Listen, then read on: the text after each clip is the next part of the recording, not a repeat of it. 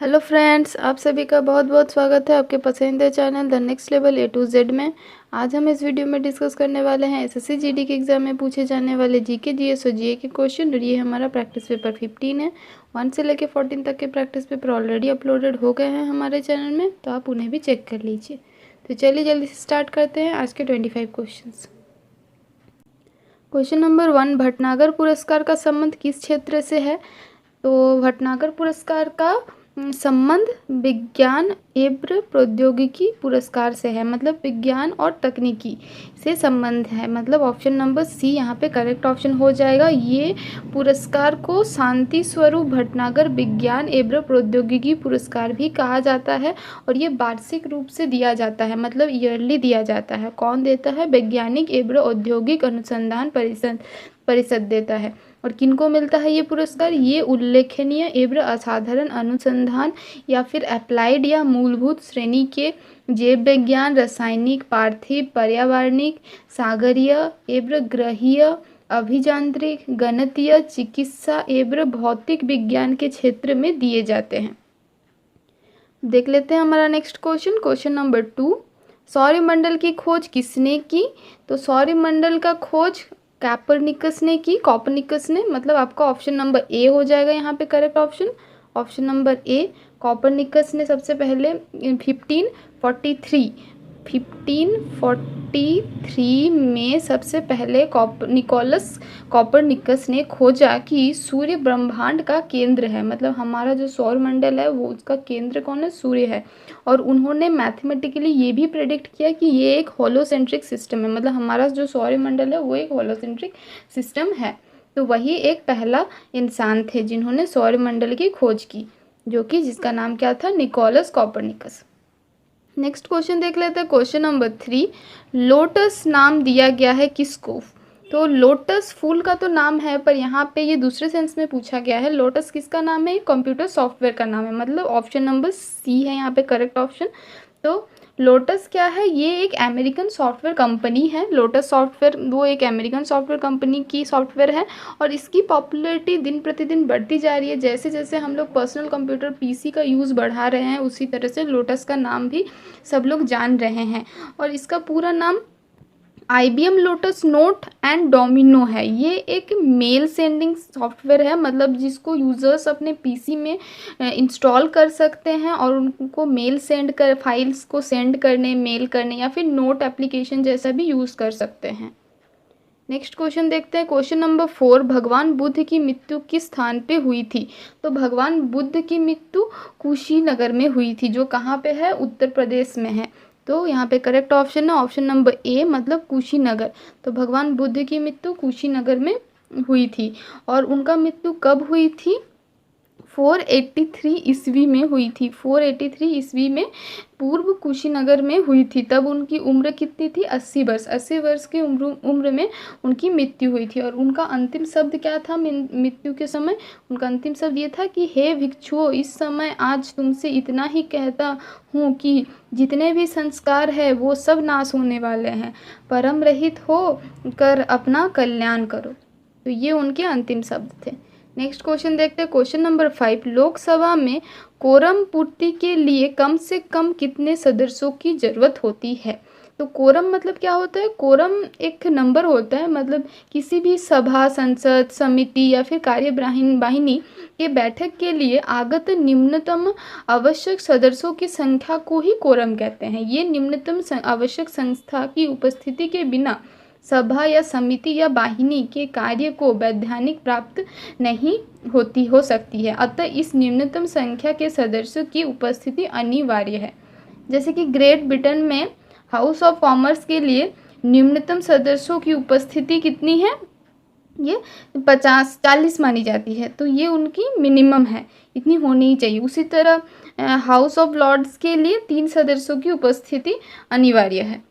तो यहाँ पे लोकसभा के लिए कितनी है अनिवार्य कोरम्स की संख्या?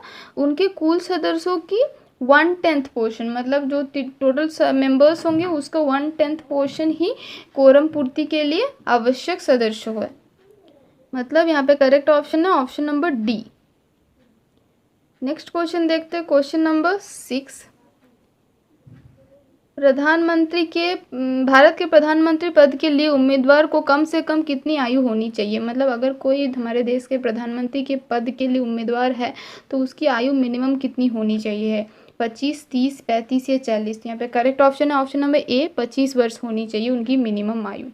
नेक्स्ट क्वेश्चन, क्वेश्चन नंबर 7, उच्च न्यायालय के मुख्य न्यायाधीश की नियुक्ति कौन करता है? मतलब हाई कोर्ट के चीफ जज का सिलेक्शन कौन करता है? राष्ट्रपति, भारत के मुख्य न्यायाधीश, या राज्य का गवर्नर, या फिर भारत के प्रधानमंत्री? तो यहाँ पे करेक्ट ऑप्शन है ऑप्शन नंबर ए, राष्ट्रपति करता है, हमारा प्रेसिडेंट ये सिलेक्शन करता है। नेक्स्ट क्वेश्चन देखेंगे, क्वेश्चन नंबर 8, गांधी जी ने दांडी मार्च 1930 में किसके विरोध में किया था? उन्होंने क्या विरोध करने के लिए दांडी मार्च किया था, जो कि बहुत ही फेमस है? यहाँ पे आपके ऑप्शन है हरिजनों पर विभक्ति, कांग्रेस का दमन, नमक पर टैक्स अधिरोपण, या फिर सांप्रदायिक पुरस्कार? तो यहाँ पे करेक्ट ऑप्शन है ऑप्शन नंबर सी, मतलब नमक पर टैक्स का अधिरोपण का विरोध करने के लिए गांधी जी ने दांडी मार्च किया था। कब किया था? 12 मार्च 1930 से 6 अप्रैल 1930 तक ये चला था। कहाँ पे चला था? गुजरात में। तो और दांडी मार्च, जिसे नमक मार्च या फिर दांडी सत्याग्रह के नाम से भी जाना जाता है, और ये महात्मा गांधी द्वारा अंग्रेज सरकार के नमक के ऊपर लगे कानून के विरोध किया गया सविनय कानून भंग कार्यक्रम था, तो इसे दांडी मार्च कहते हैं। नेक्स्ट क्वेश्चन देखते हैं, क्वेश्चन नंबर 9, निम्नलिखित में से कौन सा देश सबसे बड़ा मुर्गी उत्पादन का निर्यात करता है? मतलब इनमें से कौन सा कंट्री सबसे ज़्यादा मुर्गी प्रोडक्शन में निर्यात करता है? यूएसए, चीन, ब्राज़ील या इंडोनेशिया? तो यहाँ पे करेक्ट ऑप्शन है ऑप्शन नंबर बी, मतलब चीन सबसे ज़्यादा मुर्गी उत्पादन का निर्यात करता है। नेक्स्ट क्वेश्चन देखेंगे, क्वेश्चन नंबर 10, निम्नलिखित में से सबसे अधिक सोना किस देश उत्पादन करता है? तो ये बहुत ही फेमस देश है दक्षिण अफ्रीका। दक्षिण अफ्रीका में सबसे ज़्यादा सोना का उत्पादन होता है, तो करेक्ट ऑप्शन है ऑप्शन नंबर बी, मतलब दक्षिण अफ्रीका। नेक्स्ट क्वेश्चन नंबर 11, किसके साथ यहूदी मेनुहिन संबंधित है? वायलिन, गिटार, पियानो या कारकू? तो यहाँ पे यहूदी मेनुहिन का दूसरा नाम क्या है? वैरन मेनुहिन के नाम से भी वो जाने जाते हैं। वो एक सुप्रसिद्ध वायलिन वादक है, मतलब उनका संबंध किससे है? ऑप्शन नंबर ए, वायलिन वादक से। तो वो एक बहुत ही सुप्रसिद्ध वायलिन वादक थे। उन्होंने ज़्यादातर कला जीवन यूनाइटेड किंगडम में ही बिताया। यहूदी माता पिता के इस संतान का जन्म संयुक्त राष्ट्र अमेरिका में हुआ था, लेकिन 1970 में स्विट्जरलैंड के नागरिक और 1984 में यूनाइटेड किंगडम के नागरिकता ले ली। तो उन्होंने पहले तो अमेरिका में, यूएसए में उनकी जन्म हुई, फिर वो बाद में स्विट्जरलैंड और फिर यूनाइटेड किंगडम के सिटीजन हो गए। नेक्स्ट क्वेश्चन देखते हैं, क्वेश्चन नंबर 12, भारत में अंकलेश्वर किसके उत्पादन के नाम से जाना जाता है? तो ये अंकलेश्वर कहाँ पे है? ये गुजरात राज्य में है, भरूच जिले में स्थित एक नगर है। मतलब ये गुजरात राज्य के भरूच जिले में स्थित एक नगर है अंकलेश्वर। ये किस लिए फेमस है? ये वहाँ का पेट्रोलियम उत्पादन के लिए बहुत फेमस है। मतलब ऑप्शन नंबर डी यहाँ पे करेक्ट ऑप्शन है। तो वो वहाँ पे ओएनजीसी का ऑफिस भी है। ओएनजीसी मतलब oil and natural gas corporation limited. और अंकलेश्वर में 1500 से भी ज़्यादा केमिकल प्लांट्स है, जो कि तरह तरह के प्रोडक्ट्स बनाते हैं, पेस्टिसाइड, फार्मास्यूटिकल्स, केमिकल, पेंट्स। तो इसीलिए यहाँ पे पेट्रोलियम के उत्पादन के लिए ये जगह बहुत ही फेमस है इंडिया में। नेक्स्ट क्वेश्चन देखते हैं, क्वेश्चन नंबर 13, पेसमेकर का संबंध है, पेसमेकर क्या है और उसका संबंध किससे है? किडनी, मस्तिष्क, फेफड़ा या दिल? तो पेसमेकर को गति प्रेरक भी कहा जाता है और इसका संबंध दिल से है, मतलब हार्ट से। तो ये है करेक्ट ऑप्शन बी है इसका करेक्ट ऑप्शन। तो ये एक छोटा सा उपकरण है जो मानव हृदय के साथ ऑपरेशन कर लगाया जाता है, और इसका मुख्यतः हृदय गति को नियंत्रित करने में मदद करता है। इसके लिए किए गए मुख्य कार्य में से क्या है कि ये जब ये हृदय की गति को उस टाइम बढ़ा देता है जब ये बहुत धीमी हो, या फिर उस समय धीमा कर देता है जब ये बहुत तेज हो। तो इसे गति प्रेरक के नाम से भी जाना जाता है। नेक्स्ट क्वेश्चन देखते हैं, क्वेश्चन नंबर 14, भारत में सबसे अधिक क्या मिट्टी पाई जाती है? लैटेराइट मिट्टी, काली मिट्टी, एलुवियल मिट्टी या फिर मिस्री मिट्टी? तो यहाँ पे करेक्ट ऑप्शन है ऑप्शन नंबर सी, एलुवियल मिट्टी पाई जाती है सबसे ज़्यादा, एलुवियल सॉइल। तो इसे जलोढ़ या फिर एलुवियल उस मृदा को कहते हैं जो बहते हुए जल द्वारा बहाकर लाया तथा किसी अन्यत्र जमा किया गया हो। ये भुरभुरा और ढीला होता है, अर्थात इसके कण आपस में सख्ती से बंध कर कोई ठोस सेल नहीं बनाते हैं। जलोढ़ से भरी मृदा को जलोढ़ मृदा या फिर जलोढ़ मिट्टी भी कहा जाता है कभी कभी। नेक्स्ट क्वेश्चन देखते हैं, क्वेश्चन नंबर 15। बेकिंग सोडा का रासायनिक नाम क्या है? बेकिंग सोडा मतलब जो खाने का सोडा होता है उसका केमिकल नेम क्या होता है? जिसका केमिकल नेम सोडियम बाइकार्बोनेट होता है। मतलब यहाँ पे करेक्ट ऑप्शन है option number B, sodium bicarbonate. इसे मीठा सोडा, खाने के सोडा के नाम से भी हम जानते हैं। विभिन्न व्यंजनों बनाने में इसका उपयोग किया जाता है और इसका केमिकल फार्मूला क्या है? NaHCO3 मतलब सोडियम बाइकार्बोनेट, सोडियम बाइकार्बोनेट है। और इसको सोडियम हाइड्रोजन कार्बोनेट भी कहा जाता है IPC से, पर इसको सोडियम बाइकार्बोनेट के नाम से भी हम जानते हैं। नेक्स्ट क्वेश्चन देखते हैं, क्वेश्चन नंबर 16। वायुमंडल के किस भाग में ओजोन की मात्रा सबसे अधिक पाई जाती है? तो वायुमंडल में सबसे ज़्यादा समताप मंडल में पाई जाती है, मतलब स्ट्रेटोस्फेयर में, जो कि है आपका ऑप्शन नंबर सी, स्ट्रेटोस्फेयर। तो ये क्षोभ सीमा के ऊपर औसत 16 से 50 किलोमीटर की ऊंचाई तक का विस्तार पाया जाता है और वायु परिवहन होता है। यहाँ पे वायु परिवहन होता है और ओजोन परत पाई जाती है जिसका तापमान 0 डिग्री होता है और इसकी मोटाई भूमध्य रेखा पर कम तथा ध्रुवों पर अधिक होती है। तो ये समताप मंडल यानी कि स्ट्रेटोस्फेयर इसका करेक्ट ऑप्शन हो गया। Next question, question number 17। टांका या फिर जिसे सोल्डर भी कहते हैं, ये किसका मिश्र धातु है? मतलब एलॉय, किसका एलॉय है? किन दो मेन मेटल का ये मिक्सचर है? तो ये टीन और लीड का मिक्सचर है, मतलब टीन और सीसा, टीन और सीसा मतलब टीन और लीड का मिक्सचर को, मिश्र धातु को टांका या फिर सोल्डर कहा जाता है। इस पे 63% टीन होता है और 37% लीड यानी कि सीसा होता है। Next question, question number 18।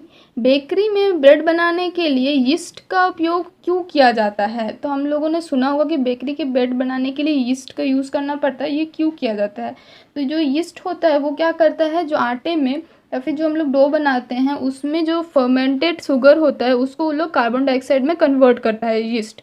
और ये कार्बन डाइऑक्साइड में कन्वर्ट होने की वजह से हमारा डो और अच्छे से फूलता है, एक्सपेंड होता है और वो बहुत सॉफ्ट हो जाता है क्योंकि उसके अंदर कार्बन डाइऑक्साइड के बबल्स फॉर्म हो जाते हैं। तो इसीलिए यहाँ पे करेक्ट ऑप्शन है ऑप्शन नंबर बी, ब्रेड को मुलायम और नवीन बनाने के लिए। और ये प्रिजर्वेटिव जैसा भी काम करता है, तो इसीलिए नवीन, नया बना भी रहता है ये ब्रेड। नेक्स्ट क्वेश्चन देखते हैं, क्वेश्चन नंबर 19। निम्नलिखित में से कौन सी पर्वत श्रृंखला सबसे पुरानी है? हिमालय, अरावली, नीलगिरी या फिर सतपुड़ा? तो यहाँ पे करेक्ट ऑप्शन है ऑप्शन नंबर बी, अरावली पर्वत श्रृंखला सबसे पुरानी मानी जाती है। ये अरावली भारत के पश्चिम भाग राजस्थान में स्थित एक पर्वतमाला है। भारत के भौगोलिक संरचना में अरावली प्राचीनतम पर्वत है। ये संसार की सबसे प्राचीन पर्वत श्रृंखला है जो कि राजस्थान को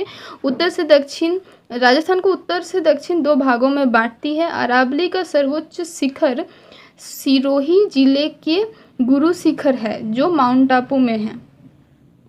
नेक्स्ट क्वेश्चन देखते हैं, क्वेश्चन नंबर 20। खेतरी स्थान राजस्थान में डैश उत्पादन के लिए प्रसिद्ध है?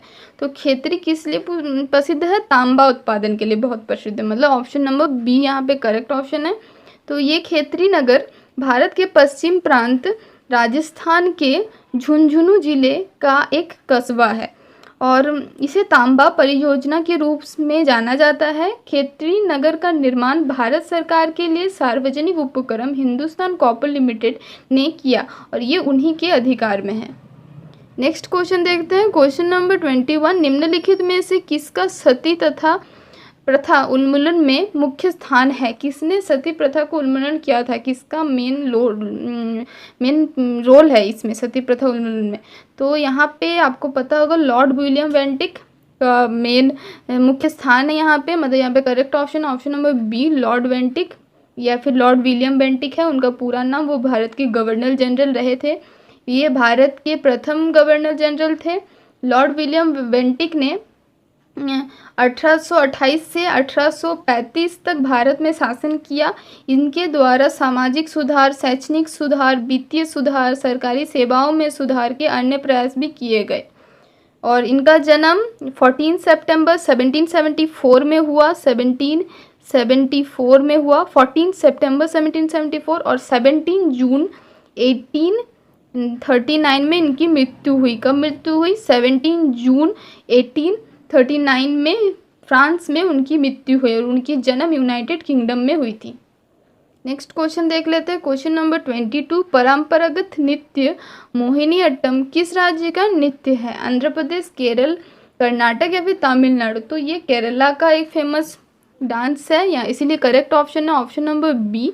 केरला के दो शास्त्रीय नृत्य है जो कि बहुत फेमस है, एक है कथकली और दूसरा है ये मोहिनीअट्टम। तो मोहिनीअट्टम नृत्य में मोहिनी शब्द एक किससे आया है? हिंदुओं के देव भगवान विष्णु के एक रूप से आया है, जिस रूप को भगवान विष्णु ने धारण किया था ताकि बुरी ताकतों के ऊपर अच्छी ताकतों की जीत हुई, तो वहीं से ये नाम आई थी मोहिनीअट्टम। तो ये केरला राज्य का नृत्य है। Next question, question number 23, Karakoram highway किसे जोड़ता है? तो कोराकोरम हाईवे पाकिस्तान और प्लान चीन को जोड़ता है, मतलब यहाँ पे correct option option number C, plan चीन। तो कोराकोरम राजमार्ग दुनिया के सबसे अधिक ऊंचाई पर स्थित पक्की अंतर्राष्ट्रीय सड़क है और ये पर्वत श्रृंखला से होकर गुजरती है। इसकी समुद्र तल से कितनी ऊंचाई पे है ये?